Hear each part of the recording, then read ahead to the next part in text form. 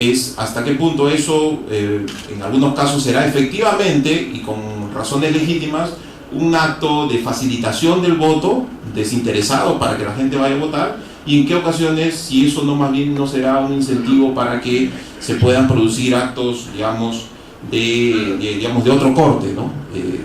Actos que tengan que ver ya más con una práctica clientelar, ¿no? Nos parece más bien que este elemento habría que tenerlo en consideración. Y además nosotros consideramos que, ya de la práctica, de las últimas elecciones, y este es un dato empírico, que si, estamos obligados a votar y han habido problemas en la instalación de mesas, sin duda que si no estuviésemos obligados a votar y el aspecto medular en el proceso es que la mesa se instale, entonces, ¿qué respuestas podríamos tener para que este proceso no esté marcado por esa situación? Por eso es que nosotros puesto a consideración de la mesa estos elementos, pero además creemos que el hecho de que este proyecto o esta idea de volver al voto facultativo nos parece importante. Nos parece que debemos de transitar como un Estado constitucional y democrático hacia ese objetivo, por lo mismo que había mencionado, que es un objetivo admitido y loable en términos constitucionales. Pero creemos también que existe una percepción ciudadana que la recogemos de nuestras labores de supervisión y que tiene que ver con el descontento ciudadano en relación a cómo se llevan los procedimientos en las diversas zonas, ¿no? Entonces ahí nosotros proactivamente consideramos que este proyecto debiera de incluirse o debiera en todo caso de comprender de manera integral, como se ha mencionado, otro tipo de medidas que quizás puedan ejecutarse de manera previa o de manera paralela al proyecto del voto facultativo, como por ejemplo orientadas a tratar de solucionar aquellos aspectos que la ciudadanía percibe como aspectos incómodos o no deseados al momento de votar, y que por lo tanto desincentivan en el ciudadano ese entusiasmo, ese clima institucional para lograr un voto realmente consciente como es el objetivo que quiere el proyecto. Entonces ahí nos parece importante, algunos jefes de oficinas defensoriales han destacado la necesidad de que pueda extenderse, por ejemplo, la práctica de las mesas itinerantes, porque como lo hemos mencionado, hay lugares en donde efectivamente la gente no se desplaza, pero que si existiese una presencia itinerante, rotativa, de las instituciones del Estado que pudiesen canalizar esa expectativa, entonces quizás habría una mejor percepción. Además también nos parece importante que existan campañas masivas, ¿no?, de parte de los órganos oficiales, campañas masivas de difusión de la importancia, los beneficios de poder votar. No hemos necesariamente advertido este tipo de campañas. Han habido sin duda, pero nos parece que para generar un clima institucional de participación electoral, creo que tendríamos que fortalecer y elevar los niveles de entusiasmo electoral, por llamarlo de alguna forma. En tercer lugar, nos parece importante, y creo que en esto coinciden diversas opiniones, tiene que ver con los incentivos de diversa naturaleza, que van desde los incentivos obviamente económicos hasta los incentivos incluso de reconocimiento. En algunos lugares nos ha mencionado la necesidad de que los ciudadanos que participan con el proceso electoral pudiesen efectivamente tener algún reconocimiento, no solamente a nivel de diploma, sino algún tipo de reconocimiento social, porque efectivamente las personas invierten tiempo, invierten dinero, invierten su energía y sus capacidades para poder contribuir, y sin duda sería importante poder incentivar o generar estos incentivos para que los ciudadanos efectivamente puedan tener una mejor percepción y una mejor participación sobre todo del proceso. Además, de nuestras supervisiones hemos advertido algunos elementos que sin duda, obviamente esto forma parte de un proceso, ¿no?, y no estamos pidiendo que esto se mejore de la noche a la mañana por obvias razones, pero sin duda es importante que podamos mejorar en algunas zonas los cuellos de botella, las aglomeraciones, la falta de accesibilidad o la falta de acceso fácil para personas con discapacidad. A lo largo de nuestras supervisiones, por lo general, esos han sido problemas recurrentes, ¿no?, que si bien es cierto no llegan a cuestionar la legitimidad obviamente de todo el proceso, pero sí son temas que son recurrentes y que son percibidos como que no han sido solucionados, ¿no?, por parte de la autoridad en general. Y además un tema que creo que ha sido también de consenso, que es importante entre todas las instituciones porque finalmente somos instituciones que estamos obligadas a colaborar entre nosotras, hacer como desde nuestros mandatos constitucionales, desde la academia, desde el Congreso, desde los órganos del sistema electoral, podemos elevar los niveles de conocimiento de los candidatos, de los perfiles, digamos, de los programas, las hojas de vida, y efectivamente conocer de manera para que exista un mayor nivel de conocimiento. Entonces creo que estos elementos pueden ayudar a elevar este nivel de conciencia ciudadana y hacer atractivo con mayores elementos los procesos electorales. Y sin duda el proyecto de voto voluntario va a caer, ¿no?, por su propio peso cuando existe un mayor clima y mayor consenso sobre la necesidad de acudir libremente a las urnas. Nosotros todavía no tenemos una posición institucional tomada sobre si debemos permanecer o debemos salir, pero sí compartimos con ustedes estos elementos que nosotros hemos recogido de nuestras supervisiones periódicas que hacemos tanto en elecciones presidenciales como en elecciones complementarias. Y los pongo a consideración de la mesa para su consideración y comentarios. Muchas gracias.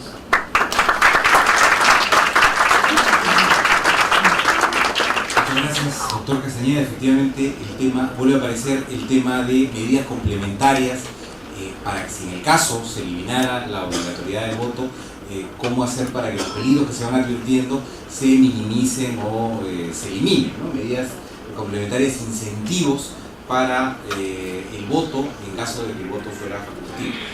Y es entonces, en tercer lugar, el turno del doctor Fernando Tuesta por el mismo tema. Gracias. Muy buenas noches, señor congresista Omar Chejades, señores y señoras congresistas, señor presidente del Jurado Nacional de Elecciones, funcionarios, conferencistas, tengan ustedes muy buenas noches. Sobre este tema, que forma parte de una serie de temas de reforma política, desde mi punto de vista es lo menos conveniente, por varias razones. Es popular, pero institucionalmente y en términos de riesgo, inconveniente. Porque la pregunta primera que nos tenemos que hacer es lo siguiente: ¿importa o no la participación o tasas de participación en nuestros procesos electorales? En un país como el nuestro, de precarias instituciones, partidos políticos extremadamente débiles, desafección de la política de la mayoría ciudadana, introducir el voto voluntario o facultativo no haría sino poner mucho más problemas de los que ya tenemos. Si la pregunta es, no importan las tasas de participación, la repregunta es entonces, ¿hay un límite? Lo que quiero decir es, ¿hasta qué punto estamos dispuestos los peruanos a aceptar una tasa de ausentismo alto en un proceso electoral? Y me atrevo a decir que si es que eso ocurriera, no me equivoco al pensar que muchos cuestionarían la legitimidad de esos procesos electorales. Y con eso creo yo que hay que tener mucho cuidado. Cuando tenemos de manera comparada países como por ejemplo Colombia, es el país del voto voluntario de toda la vida. Dejemos de lado Haití, Cuba y otros que son parte del listado. En América Latina, y sistemas presidencialistas. Ojo, sistemas presidencialistas. En Colombia, quizá ustedes han estado en algún proceso electoral, yo varios, hay una diferencia además de la manera siguiente. Allí hay toda una cultura política de defensa del ausentismo como del voto nulo y blanco, que es totalmente distinto a nuestro. En Colombia, las tasas de participación en elecciones presidenciales puede llegar a la mitad y un poquito más, pero en elecciones municipales en promedio llega al 25%. Cuando digo promedio, algunos más y otros menos. ¿Estamos dispuestos a soportar eso? ¿Estamos dispuestos los peruanos y los partidos a aceptar cualquier tasa de ausentismo? Cuando la participación es a la democracia como la sangre al cuerpo, es decir, sin participación no hay ciudadanía dispuesta a construir los sistemas institucionales. En el Perú hay que recordar que cuando no va a participar el 50%, se anula una elección. Se anula la elección. Quizá en Lima eso no es tan importante, pero se han anulado elecciones y procesos de revocatoria. ¿Estamos dispuestos a que esto se extienda? ¿O simplemente desaparecemos el argumento de la validez de una elección a partir del 50%? Hay que tenerlo en cuenta. Por otro lado, hay que preguntarse qué elección nos importa, porque más allá de cualquier proceso educativo, propagandístico, de capacitación, en Colombia se gastan millones para hacer propaganda, para que la gente vaya a votar. La gente no va a votar por propaganda. La gente no va a votar porque le dicen que es un deber cívico, que es algo importante. La gente va a votar, obviamente, por incentivos. Allí donde efectivamente una elección le resulta importante. Ustedes se imaginan la elección del 24 de noviembre último con voto facultativo. Les aseguro que la mayoría de esta misma sala no hubiera ido a votar, porque hubiera considerado que eso no es importante quizá en sus vidas. Entonces, subrayo nuevamente la pregunta: ¿es o no importante? Hay que partir de esa consideración, no de la consideración en términos filosóficos, doctrinarios, que como bien lo ha señalado el doctor Tábara y acá también el mismo Percy. Hay literatura a la mano izquierda y a la mano derecha sobre si es un deber o es un derecho y cuál es mejor. Y entonces debemos abocarnos a pensar justamente los impactos. Impactos que también van entonces. ¿Estaríamos dispuestos a aceptar más o menos participación mediana en presidenciales y baja en municipales? Pero también la repregunta es: ¿en dónde baja? Hoy ya es participación baja o más baja comparativamente en la sierra, en la selva, en zona rural, en zonas pobres. En zonas pobres donde en algunos casos bordea el 50%. ¿Se imaginan ustedes con voto facultativo? ¿Nos importa o no nos importa? Ese es un aspecto que me parece fundamental. Un aspecto al lado de esto complementario, no menos importante, pero creo que simplemente para que lo consideren. No sé si es que los organismos electorales, o saben que los organismos electorales se nutren de un sistema que yo en su momento llamé un sistema de presupuesto perverso, porque llegó un momento en que el 75% del presupuesto de los organismos electorales se debían a las multas. De eso se nutrían, y era perverso porque el éxito de un proceso electoral es la quiebra económica, ¿no? Y el desastre de participación electoral era la bonanza económica. Esto hay que romperlo. No digo que esto debe mantenerse así, hay que romperlo. Pero luego viene la parte de la propia organización electoral, y algo lo ha adelantado Fernando Castañeda. En nuestro diseño, los miembros de mesa son sorteados por los ciudadanos y son obligados a presentarse, a ejercer, porque ellos son los que organizan el proceso el día de la jornada. ¿Qué método vamos a utilizar con voto facultativo? Bueno, uno puede mirar en otros lugares, ¿no? Por ejemplo, Colombia. Volvamos a Colombia. En Colombia, ¿de dónde se sacan los miembros de mesa? De la administración pública, de los empleados del ámbito de la educación. ¿Estamos dispuestos a eso? ¿Quién? ¿Cómo? Porque una cosa es Colombia y otro es Perú, donde se desconfía. Porque quien esté en el gobierno podría manipular esto, habría que tener ajustes, que no digo que necesariamente sea, pero eso también es un riesgo. Sobre el tema de los partidos, no es que los partidos se movilizan y hacen propaganda para que la gente vaya a votar. Disculpen, en los mayores lugares de compra de votos, que son en América Latina, los países en donde hay voto facultativo, porque la gente sabe que su voto ahora cuesta económicamente, no institucionalmente, económicamente. Y cuando se dice favorece a los partidos más organizados, ustedes pueden ver en Nicaragua, en Colombia, últimamente en Venezuela, claro, los que tienen mayores recursos, y ahí en estos países, en nuestros países donde la legislación sobre el equilibrio de las finanzas no es exactamente igualitaria, aquellos quienes tienen recursos efectivamente van y llevan a la gente a votar en camiones. Si ahora se discute mucho de cómo se lleva para las manifestaciones, imaginarán ustedes a nivel de elección. ¿Importa la mercantilización del voto o no importa? Son preguntas que creo que nos tenemos que responder. Yo simplemente adelanto por esta primera intervención lo siguiente. Yo creo que es más importante, porque además, dicho sea de paso, esto es incremento de los costos. Acá no hay que hay voto facultativo y no cuesta nada. Acá cuesta, va a costar. Va a costar porque se va a incrementar esto de la propaganda, la publicidad.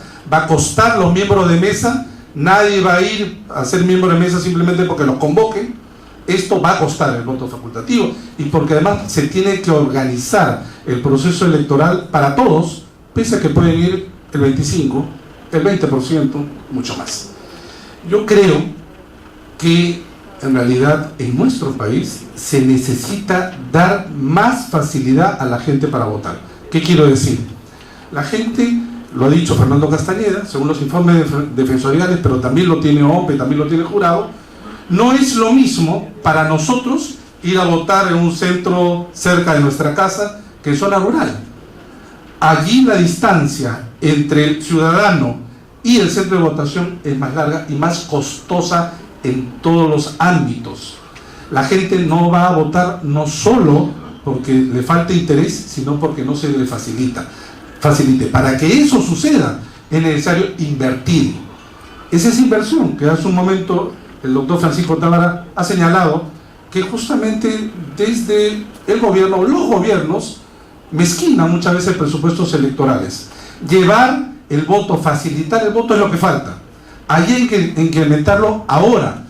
Los sistemas bioreferenciales exigen un cambio en lo que se llama el voto domiciliario, acercar los locales de votación a la gente. Muchos de ustedes probablemente tienen que desplazarse incluso en sus propios distritos. Eso en otros países no existe. Bueno, eso cuesta, hay que invertir. Las otras preguntas, sin embargo, yo las planteo porque son necesarias antes de cualquier decisión de esta envergadura. En los países cambian de voto obligatorio a voto facultativo una vez en sus vidas, nada más. Gracias.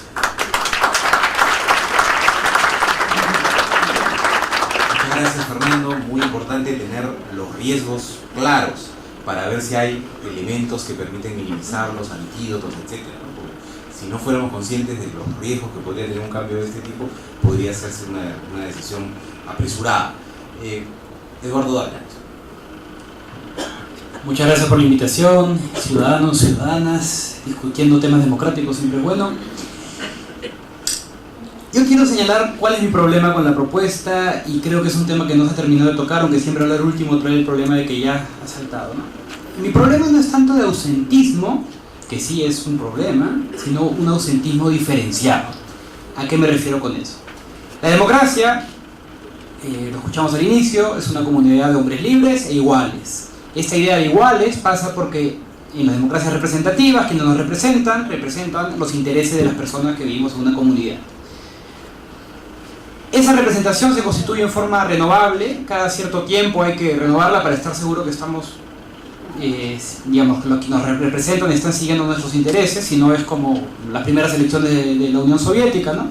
Se hacen, ganan unos, luego se determina que no fue adecuado, se cierra, no se vuelven a hacer elecciones, o como cuando Hitler gana, que se hacen una sola vez y luego no se hacen elecciones. Y luego la idea es que también tienen que ser renovables y empíricas, no basta que digamos a la gente, la gente seguro me quiere que me quede, ¿para qué llamar a elecciones?, ¿no? Entonces la idea es que tienen que ser renovables, tienen que garantizar que estamos más o menos conectados entre lo que la gente quiere y quienes nos gobiernan es muy importante.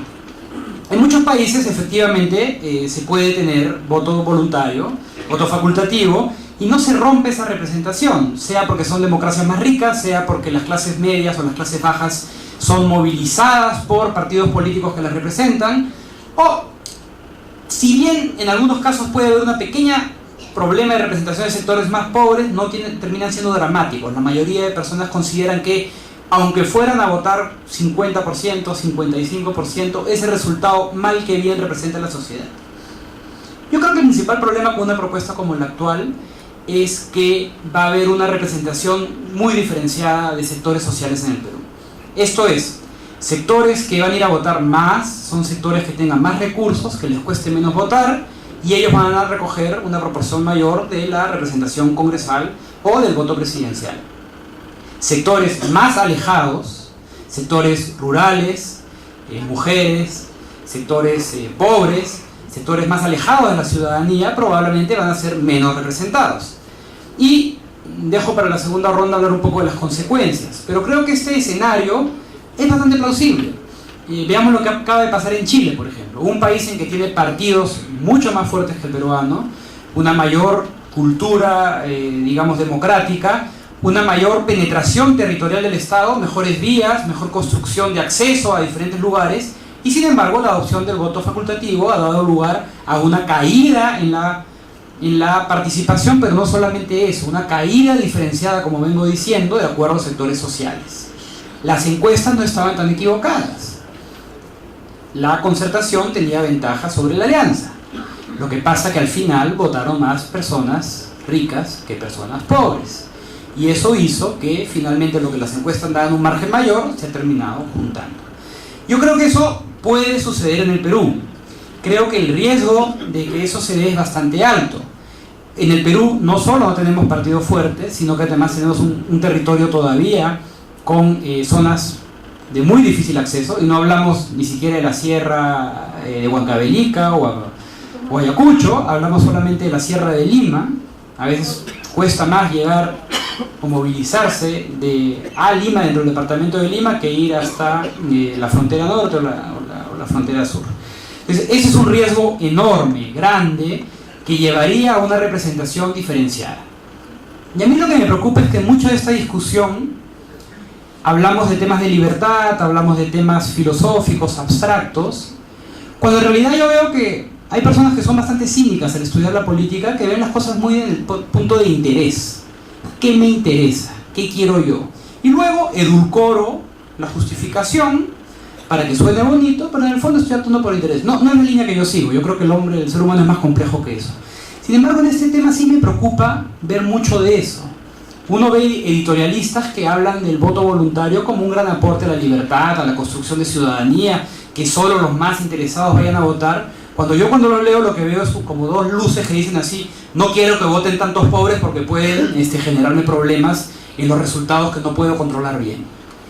Entonces, el Congreso pasado discutió este tema y esta idea de intereses se dio. Creo que con la excepción del PPC, me parece, que sí votó contra lo que uno pensaría contrario a sus intereses. ¿Por qué digo esto? Porque votó por la idea que se mantenga el voto obligatorio. Al PPC, por su composición de clase y su concentración de clase, tal vez, más bien dicho, le convendría el voto voluntario. Su peso crecería. Sin embargo, otros partidos votaron por lo que creo son intereses. Señalaron razones de libertad, de valores, para señalar que preferían un voto voluntario, que era adecuado, cuando en realidad creo que lo que estaban pensando es: eso va a reducir el voto de sectores más pobres. Y partidos que tienen más votos en sectores pobres, como el nacionalismo o el fujimorismo, que tienen mayor llegada, mayor penetración en esos sectores. No digo adscripción necesariamente, creo que todos los partidos tienen bastante vida, pero tienen más llegada, representan mejor esos sectores, votaron en contra. Creo que es bien necesario sincerar la discusión y pensar seriamente qué es lo que va a pasar si esto se adopta. Mi impresión es que si esto se adopta, vamos a tener este problema de representación diferenciada. Sectores que van a estar menos representados, más allá de que esto perjudique al nacionalismo, más allá de que esto perjudique al fujimorismo. Creo que es bien importante pensar los costos de una democracia en la cual se elige a la representación o se elige a la presidencia con los sectores desproporcionadamente, digamos, con un voto desproporcionado mayor de sectores medios, sectores urbanos, sectores altos, probablemente más masculinos. Es para pensarlo, para discutirlo, no es un tema secundario, y creo que tiene que salir al frente de la discusión, no quedarse por lo bajo frente a argumentos más dirigidos hacia lo que puede ser filosóficos sobre si es un deber o un derecho, sino más bien considerar: queremos ser un país en el cual una buena cantidad de la gente no vaya a votar, pero además mucha de esa gente que no vaya a votar son precisamente los sectores menos representados. Me parece, personalmente yo creo que no, pero eso lo podemos discutir. Lo que creo que es importante es sincerarlo.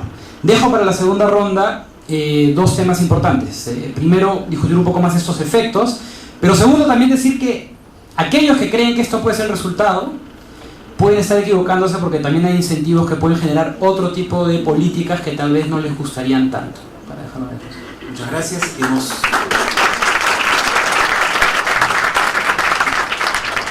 concluido la primera ronda.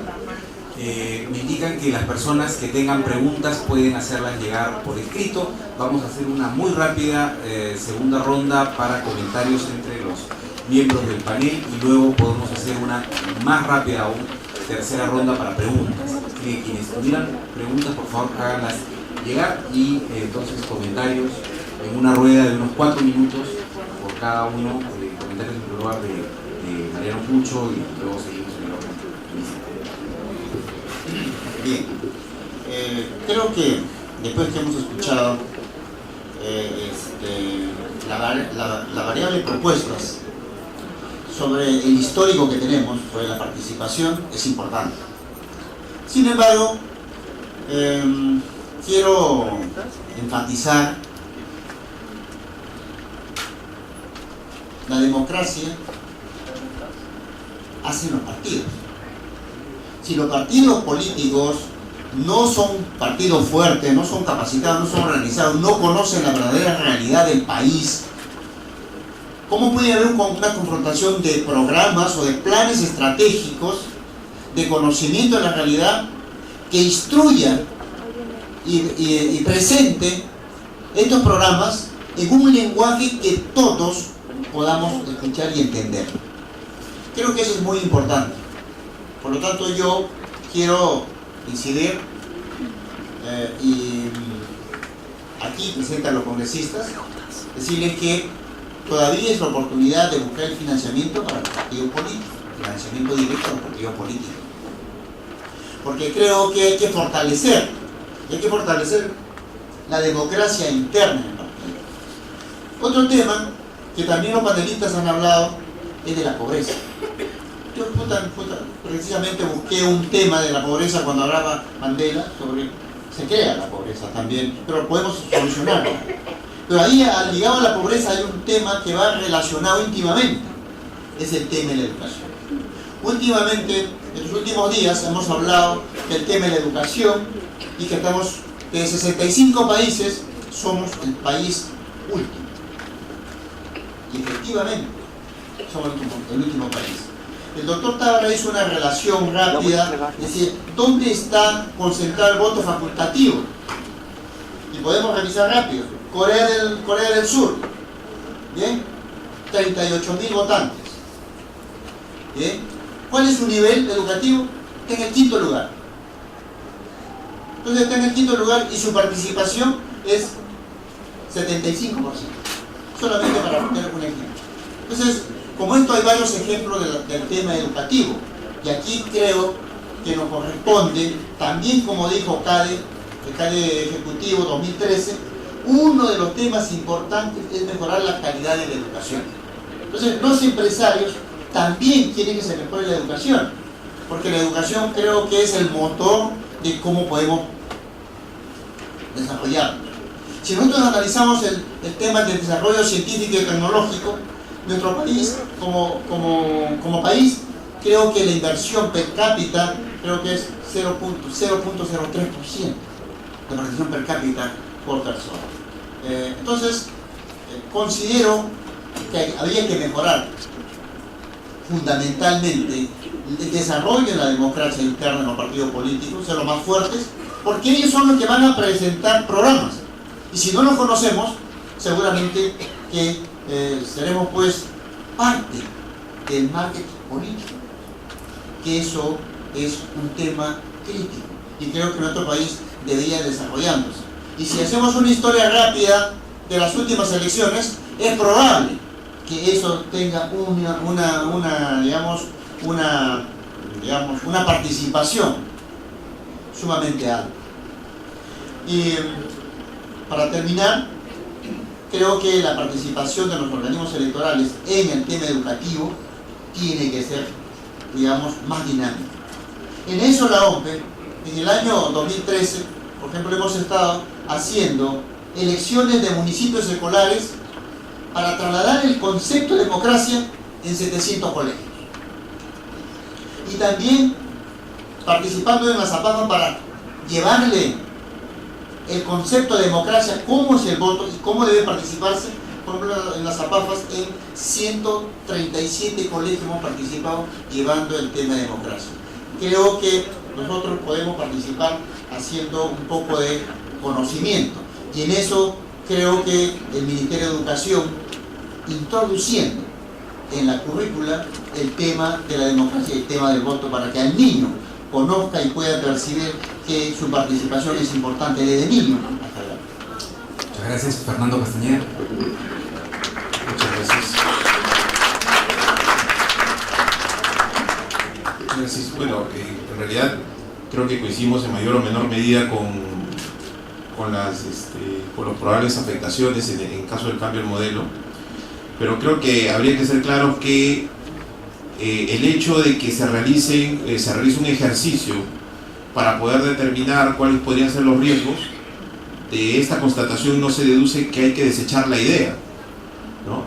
Creo que también en la línea de estar claros de por dónde hay que transitar, habría que tener claro de que la idea de que las personas libremente ejerzan su derecho al voto es una idea importante y con amparo constitucional.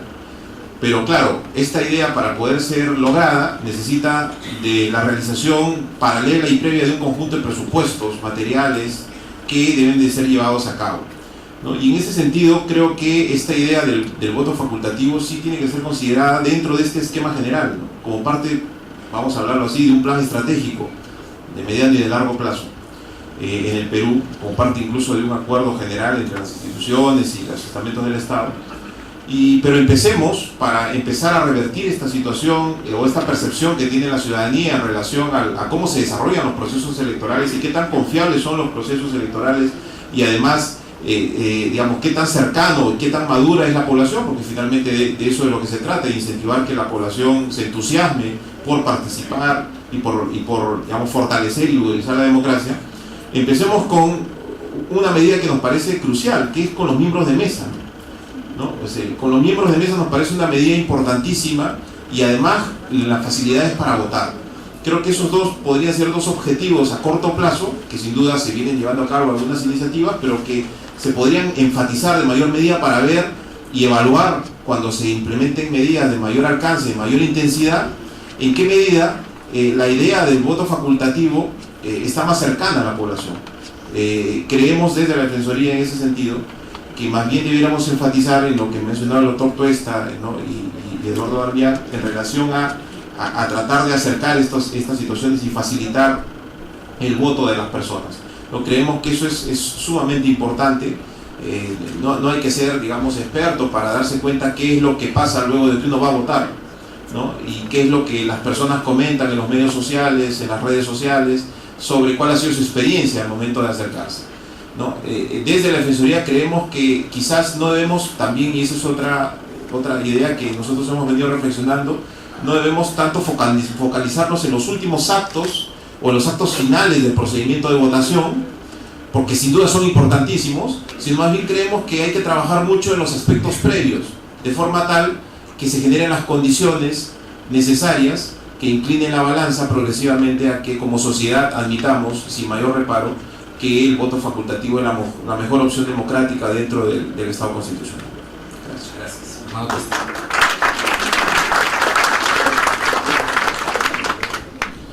Gracias. A ver, quisiera regresar sobre el tema de la pregunta. La pregunta entonces ahora sería, ¿para qué voto facultativo? ¿Qué razones existen para plantear ahora, en el contexto de la política peruana, voto facultativo? Se esgrime el tema de la libertad entre razones de índole abstracta.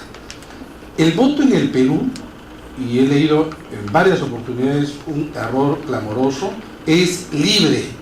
el voto en el Perú es libre. La propia Constitución lo señala. Porque libre, además, está acompañado de que desde el momento en que el voto es secreto. No era libre cuando no era secreto. ¿Y por qué lo era así? Porque existía una serie de mecanismos para obligar a la gente que vote en un sentido y no en otro. El voto es justamente libre porque uno puede votar sin que se ejercite, en este caso los peruanos, ningún acto que lo lleve a votar por un partido o un candidato. El voto es libre y es obligatorio, que es otro tipo de naturaleza del voto.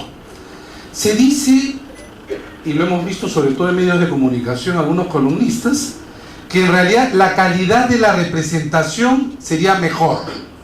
¿Por qué? Porque irían a votar los más enterados, etc. No existe ningún estudio empírico que relacione esto.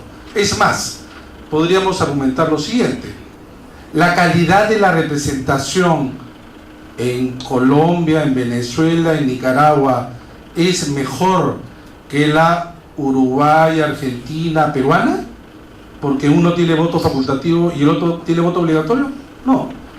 En realidad, el tema, como lo hemos remarcado, y Eduardo también, es que con el voto facultativo de todas maneras afecta la participación.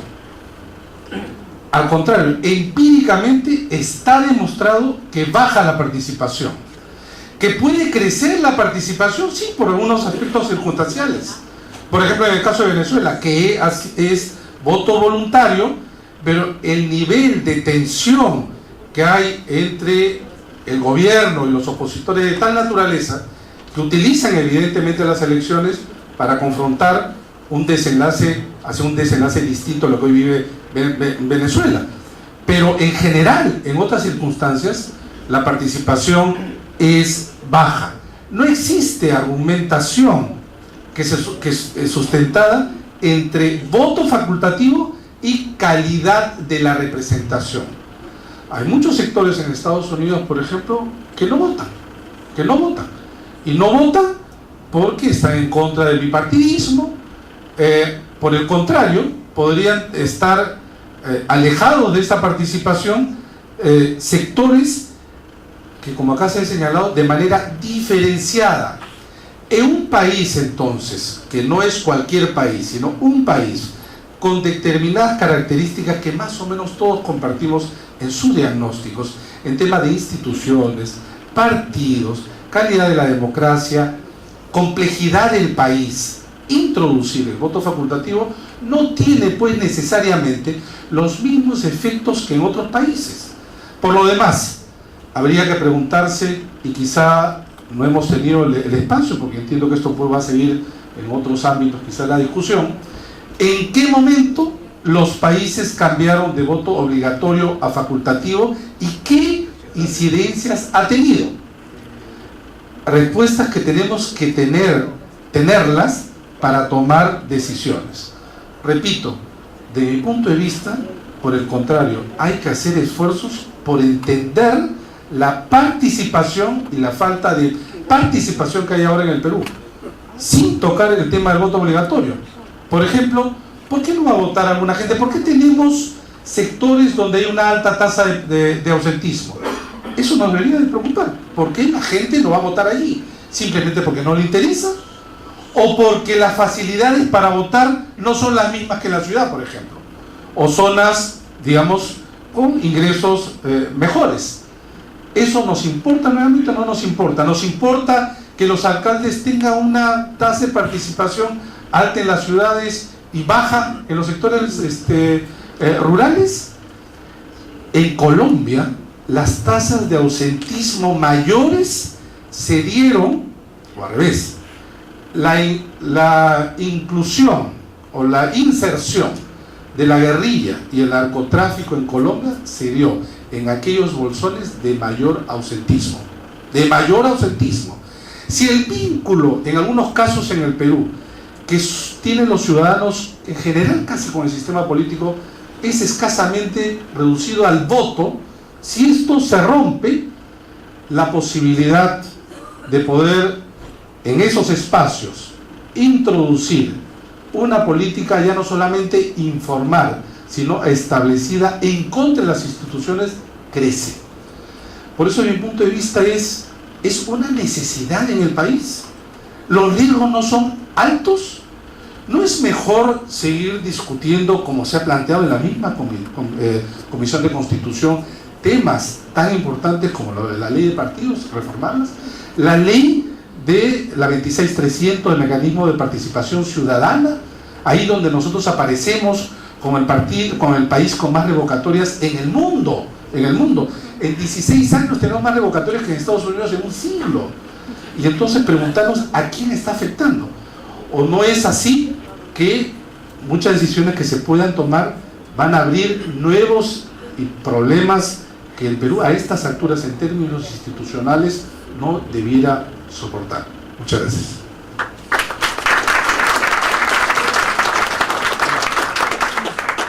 Gracias.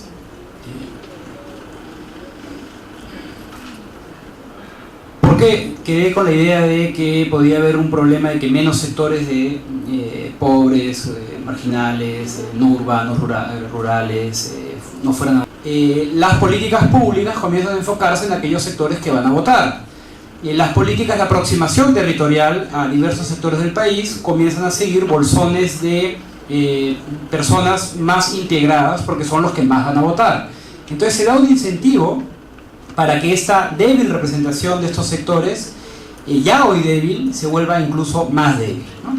Entonces mi preocupación central, quiero sí decir que es muy importante discutir estas cosas, me parece muy saludable, me parece que tal vez estamos especulando por gusto, se adopta la medida y mucho no cambia, y que creo es muy importante este tipo de actividades, pero por eso mismo señalar mi preocupación. Mi preocupación es que finalmente una representación construida en forma diferenciada, con sectores más ricos, clases medias, y excluyendo sectores más pobres, pueda dar lugar a políticas públicas, un Estado que refuerce su vínculo con esos sectores integrados y cada vez se preocupe menos por esos sectores no integrados. Esa es una razón finalmente ética, moral, y les acabo de decir que yo veo que en este tema hay mucho interés, en la prensa sobre todo hay mucho interés de que se discuten temas filosóficos, abstractos, pero lo que yo veo es este interés de, mira, si van a votar más las clases medias y altas, tenemos un sistema menos abierto a sobresaltos. No va a venir el cuco chavista, no va a venir el outsider peligroso, es lo mejor. Y quienes no les gusta esto, porque consideran que tienen un bolsón de votos en el mundo rural o en el mundo más popular, que son los que menos votarían, se oponen. Creo que es importante también decir algo frente a quienes considerarán que este escenario de voto diferenciado no está tan mal. Y es algo muy sencillo. Si algo sabemos los politólogos es que nos equivocamos bastante también. Y es parte del ejercicio. Si uno lo hace en forma honesta y señala, yo creo que esto va a pasar, y luego no pasa, uno aprende, ¿no? Es parte de lo que uno hace. No se trata de concurso de predicciones y hay gente que nunca se equivoca, dicho sea de paso, ¿no? Todo el día está diciendo y luego uno lee un mes después y dice, ¡ay! Y sin embargo, no hace reflexión de lo que hizo. Si uno dice, esto creo que va a pasar, bueno, creo que es importante decir algo sobre eso, ¿no? Quienes están convencidos que este sistema de voto voluntario podría ser bueno por este interés, excluir a sectores que pueden tener un voto más peligroso para ellos, creo que también es bueno girar algunas dudas. En Venezuela, hoy por hoy, el voto es voluntario y gana el señor Chávez y gana el señor Maduro. No precisamente personas amigables con las clases medias y las clases altas. ¿Por qué? Porque si tú logras movilizar sectores molestos con el sistema, y en el Perú creo que tenemos muchos sectores molestos con el sistema, puedes incrementar tu participación electoral. Y si luego, desde el Estado, usas el Estado para construir clientelas, también puedes mantener cierto poder en un sistema de voto voluntario. Entonces es bueno que lo tengan en mente también quienes creen que esto va a reducir ese tipo de votos o peligros. Segundo, ya más a nivel local, creo que también genera incentivos para el clientelismo. Hoy por hoy uno lo dice esto en término comparado y la gente dice, está loco esta persona, pero lo digo nuevamente, en el Perú no tenemos un problema de clientelismo como el que tenemos en otros países. En Colombia, en Argentina, país con voto, uno con voto voluntario, otro con voto obligatorio, aunque no se aplica fuertemente la sanción por no votar, hay un problema serio de clientelismo, de movilización de grupos hacia las locales de votación, compra de votos, políticas públicas dirigidas en forma clientelista, por una sobreorganización de algunos sectores. Yo creo que en el Perú, en ese momento, ese problema no está tan presente. Tenemos otros muchos problemas, pero ese de capturas, compra de votos, se dijo, ¿no? En la elección pasada se va a votar, eso es muy difícil porque no hay la organización para hacer. Pero creo que en estas condiciones, con voto voluntario, también se podría abrir la puerta para un incentivo de ese tipo de tácticas clientelistas, ¿no? Entonces, ya sea porque hay sectores alejados de la representación, de la legitimidad, que consideran no legítimos a los partidos que ocupan el gobierno, y que alguien pueda venir y politizarlos, y que en un sistema de voto voluntario donde vota mucha menos gente a través de todos los sectores sociales, esos bolsones de personas movilizadas puedan romper el orden de partidos políticos que hoy existen, o ya sea porque se incrementan los incentivos para clientelismo, me parece que la propuesta de voto voluntario también acarrea peligros para aquellos que creen que le va a solucionar otros problemas. Entonces, dejo eso como pensamiento para discutir más sobre la función, los problemas. Muchas gracias, Eduardo. Han llegado muchas preguntas. La idea no es responderlas todas. Las he tratado de agrupar, pero creo que son preguntas que van también para la próxima mesa, la mesa de los políticos. Y creo que el evento ha sido, no sé si de manera deliberada o no, organizado de tal forma que pudiéramos tener una mesa de técnicos que pusiera problemas a discutir y que luego puedan venir los políticos justamente a responder, comentar esos temas y problemas que han sido puestos sobre la mesa. De hecho, las preguntas, o muchas de las preguntas, van también en el sentido de ayudar a la mesa de los políticos a fijar posición en relación con algunas cosas. Por ejemplo, hay un conjunto de preguntas que van alrededor de la idea de qué problemas tiene el voto facultativo. Perdón, el voto obligatorio. ¿Qué problemas tiene el voto obligatorio? ¿Qué estamos buscando resolver con cambiar el tema del voto obligatorio? Otras preguntas están alrededor de qué pasaría si se elimina el voto obligatorio y cómo se puede promover en ese caso el voto de la gente, es decir, cuáles serían los incentivos, cómo habría que reaccionar, etc. Otras tienen que ver con qué se puede hacer para que el voto no se base en una multa y sí en el interés de la gente. O sea, ¿por qué basar el voto en la multa y no en la motivación de la gente? Doctor Mariano Mucho. Bien, en un tipo de voto facultativo, el tema del costo. Bueno, el costo probablemente per cápita va a incrementarse. Tal como le dijo el doctor Eduardo, por ejemplo, la participación. La participación en un voto voluntario tiene que ser de pleno conocimiento del elector, de tener un voto consciente y de haber evaluado cuál es la propuesta que debe dar una solución. Y si van menos, ¿no? Si van menos, y si hacemos un análisis de costo-beneficio, obviamente en un nivel de menor participación el costo será mayor por cada elector. En cuanto se refiere a las multas, de alguna u otra manera, hoy con el voto obligatorio generan una obligación, pero para la clase A, B no les genera problema. Y le voy a comentar una anécdota. Cuando íbamos a la preparación de las mesas, a los miembros de mesa de los distritos de San Isidro, llegaban los miembros de mesa, a lo que hizo referencia Fernando, ¿no? ¿Qué hacemos con los miembros de mesa? Ellos no necesitan incentivo, porque iban y decían, yo no quiero ser miembro de mesa. ¿Dónde está la caja para pagar, digamos, la cuota de los 185 más los 74? ¿Dónde está la caja? No quiero vivir mi fin de semana. A diferencia, por ejemplo, de Villa de María, de Villa de Salvador, donde los señores estaban llegando.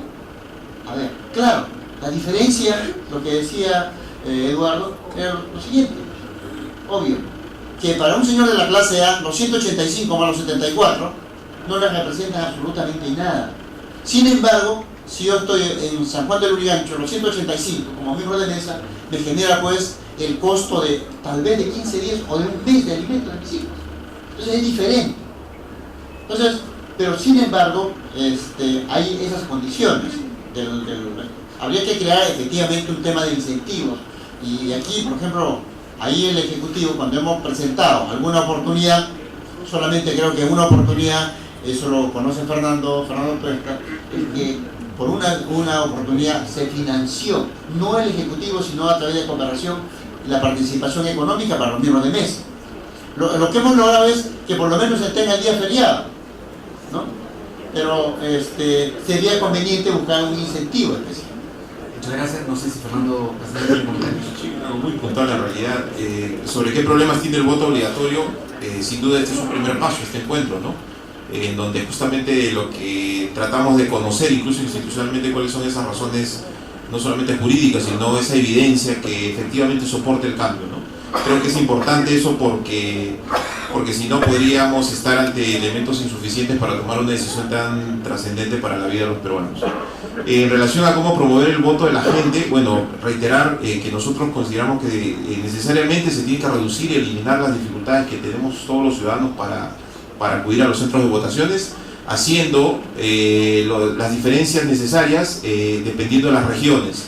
Para eso la Defensoría del Pueblo puede colaborar desde su experiencia. Nosotros tenemos sistematizados y siempre estamos, ¿no?, un conjunto de notas de prensa que sacamos siempre informando sobre por ejemplo, el tema de neutralidad, el tema de cuota de género, el tema de la propaganda electoral por teléfono, en fin, hay un conjunto de temas recurrentes que permanentemente están rondando, ¿no? Y que, digamos, la ciudadanía incluso se ha acostumbrado a ver como algo natural en el proceso, cuando no debiera ser algo natural en el proceso, sino eso ya debiera ser eliminado.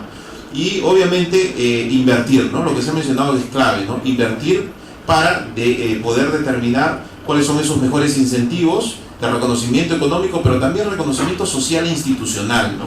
En muchas partes del Perú hay localidades en donde no necesariamente la persona está esperando la atribución económica para servir y cumplir con su deber cívico, sino también está esperando un reconocimiento institucional, social, de algún tipo, que eso habría que pensar en estos procesos, de forma tal que el ciudadano pues se sienta complacido con colaborar con la patria. Y sin duda, estamos en un Estado constitucional, colaborar entre todas las instituciones para poder ejercer desde nuestros mandatos constitucionales y eliminar estas dificultades que tienen los ciudadanos. Creo que en ese sentido podríamos aportar estos elementos. Gracias Fernando.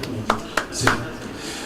A ver, en términos organizativos, con voto facultativo no se ahorraría absolutamente nada, porque se tiene que organizar exactamente igual para todos. Sin embargo, sí hay costos agregados. Uno, lo que hemos ya comentado, no existiendo la obligatoriedad ni los sorteos de miembros de mesa, se tiene que desarrollar un mecanismo para incorporar miembros de mesa. No estamos hablando de pocos, ¿eh? Estamos hablando de ¿cuánto? De 100.000 mesas, claro, si es que no nos encaminamos con el voto electrónico, 100.000 mesas, ustedes multiplican nada más el número de miembros de mesa. Repito, eso no es sencillo. En Colombia, además, siendo un bipartidismo histórico, aunque esto modificándose, incluso se trataba de equilibrar que existan gente del Partido Liberal y el Partido Conservador. Ahí hay un incremento y un diseño bien complicado. Luego, la campaña de información. La gente cuando va a votar, no va a votar simplemente porque le dicen que es importante, necesario, ciudadano, etc. Será un segmento, una franja, creo yo, poco significativa. Va a depender de los factores que hemos señalado. Yo sí creo, sin embargo, que más allá que se apruebe o no el voto facultativo, sí debe aprovechar esta discusión para poner en evidencia los temas de las elecciones en el Perú. Lo que acaban de señalar acá en la mesa. ¿Por qué la gente no va a votar incluso con voto obligatorio? ¿Por qué si es tan dificultoso? ¿Por qué los miembros de mesa tienen que soportar tantas horas, restándoles su derecho de todos, su día de descanso para trabajar de manera, ahí sí, obligatoria? La compensación de un día libre eso es para las personas que tienen un trabajo dependiente. Pero en el Perú muchos no tienen trabajo dependiente. ¿Y ellos con qué se les compensa? El justamente no abocarse a eso y no tener recursos para elecciones hace que no se les pueda pagar. Efectivamente, en el 2001, con cooperación se pagó algo. Incluso se le dio algún tipo de refrigerio, en algunos casos un polo, etcétera, pero es insuficiente. Hay elecciones que duran mucho más por la complejidad. Se está desde las 7 de la mañana hasta 7, 8, 9 de la noche. Estamos hablando además de condiciones en algunos casos bastante complicadas para ejercer ese derecho. Pero todos estos encaminados a la mesa. En términos de ciudadanos no hay otro tipo de compensación. No se le va a pagar a la gente para ir a votar, aun cuando sí en la compra de votos, que esa es otra cosa, ¿no? Muchas gracias, Eduardo Damián.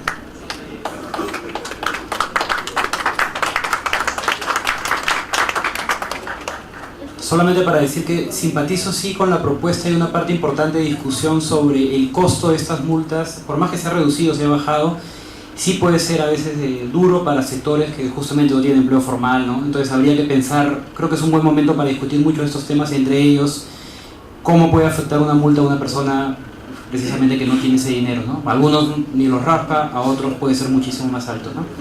Y nada, solamente sí, señalar que es un tema de fondo la legitimidad que va más allá del voto voluntario obligatorio, justamente para pensar, ¿no? Muchas gracias. Han quedado entonces muchas reflexiones para la mesa de los políticos, que es la mesa de fondo de este evento, y bueno, quisiéramos escuchar qué es lo que piensan ustedes, cómo es que habría que responder a estas inquietudes que han sido puestas sobre la mesa, y creo que hay elementos suficientes para la discusión de la Comisión de Constitución sobre este tema. Por mi parte, gracias. Tenemos un café. Sí. Tenemos un café por 10 minutos. Congresista, buenas noches. ¿Qué tan importante es esta reunión usando lo que es el voto facultativo? Bueno, se abre el debate, es un tema crucial, es un tema trascendental, un tema medular en el país, en lo que es reforma política del Estado, el sistema de elecciones en el Perú. Yo creo que se abre el debate, eso es lo más importante. Hay opiniones a favor, opiniones en contra. Creo que cada vez más está avanzando la idea de eliminar el voto obligatorio en el país, que pienso yo que es antidemocrático, incluso es inconstitucional. Si es digamos una libertad, digamos, de todos los peruanos, no puede ser obligatorio, y si es facultativo tampoco puede ser obligatorio. Entonces creo que se vulnera el principio constitucional de la libertad individual de las personas, y yo creo que con el voto obligatorio se va a mejorar la calidad de la representación. El voto obligatorio es antidemocrático de por sí, es una norma, por eso digo, inconstitucional, pero en todo caso es cierto que tampoco podemos pasar de la noche a la mañana al voto facultativo, al voto voluntario.